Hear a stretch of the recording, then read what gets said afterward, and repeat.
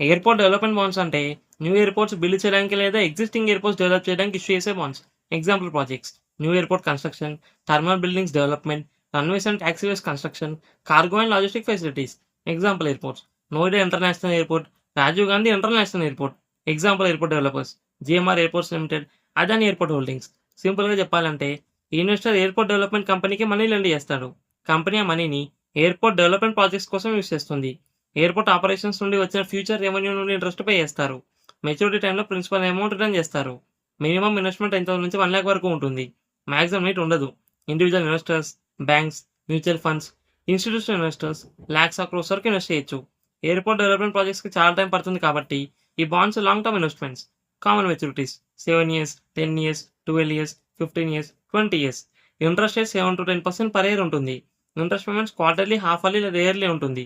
అది bond terms బట్టి depend అవుతుంది. ఎయిర్‌పోర్ట్ డెవలప్‌మెంట్ బాండ్స్‌ని ఈ ప్లేసెస్‌లో కొనొచ్చు: stock exchanges like NSC BSC limited, online brokers లేదా trading platforms like Upstox, Zerodha. Airport infrastructure companies new bonds issue చేసినప్పుడు బ్యాంక్స్ లేదా బ్రోకర్స్ ద్వారా అప్లై చేయొచ్చు. Advantages: aviation sector growth benefit, long term stable income, infrastructure investment exposure, portfolio diversification. Disadvantages: airport construction delay risk, construction cost increase risk, passenger traffic expected లెవెల్‌లో లేకుండా revenue impact, interest rate changes bond ప్రైస్‌ని effect చేస్తాయి. ఇలాంటి financial topics కోసం ఛానల్‌ని subscribe చేసుకోండి.